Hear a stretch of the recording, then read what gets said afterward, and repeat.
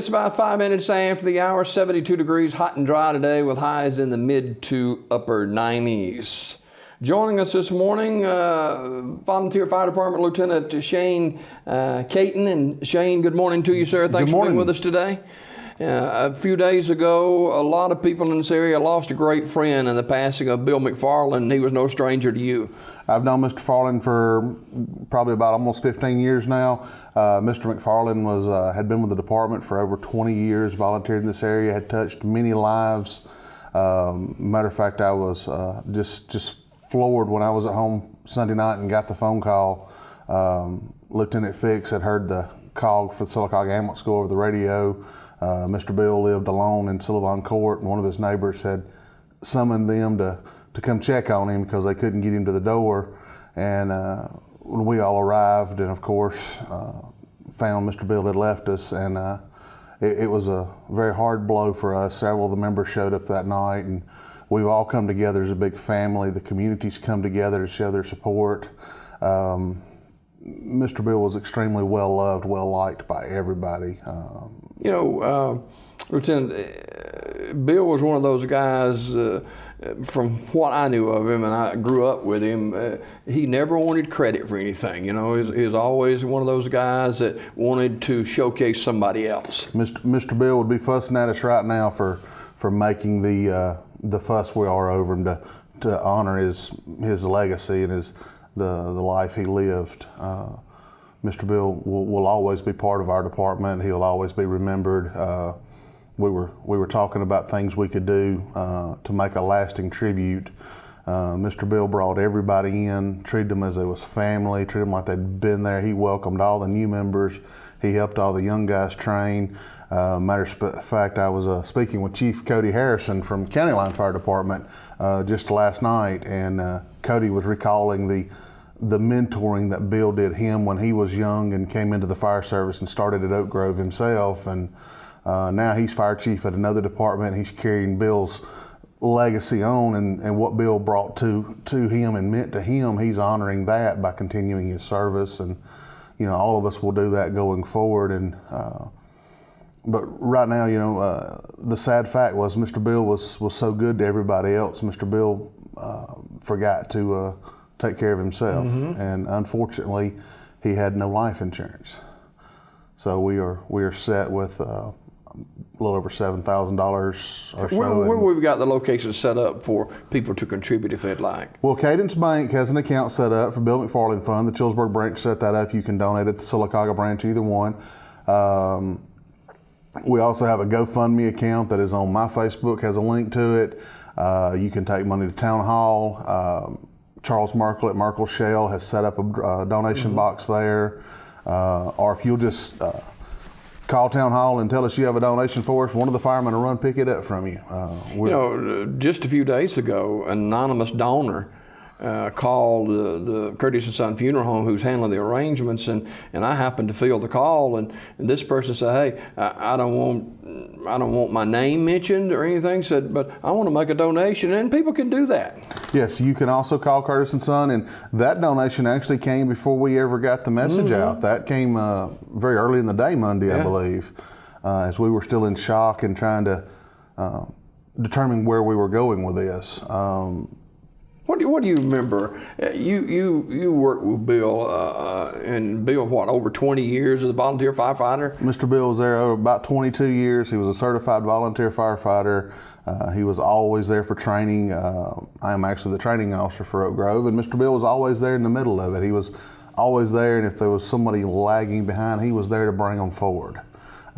He was very positive. We noticed a letters in his file where people had sent thank you letters into him, to the department, and just the memory he made. I remember when I first met him, Mr. Bill was working street department at Oak Grove part-time, and you couldn't stand out on the highway very long and talk to Mr. Bill without people blowing the horn and waving at him.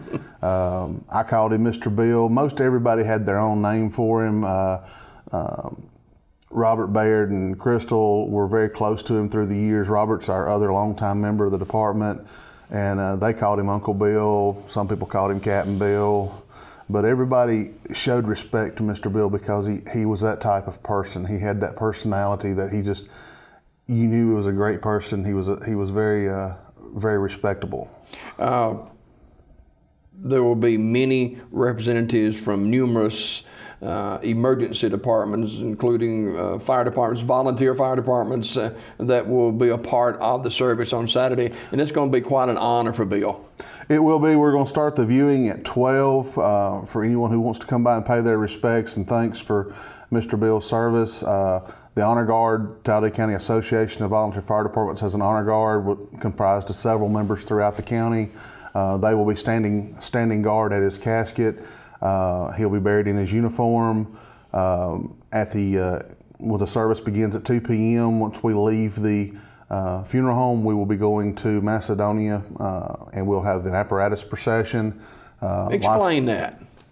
Well, basically, Mr. Bill's will be transported his last ride on our engine, and then we will have numerous other emergency vehicles that will make the procession there.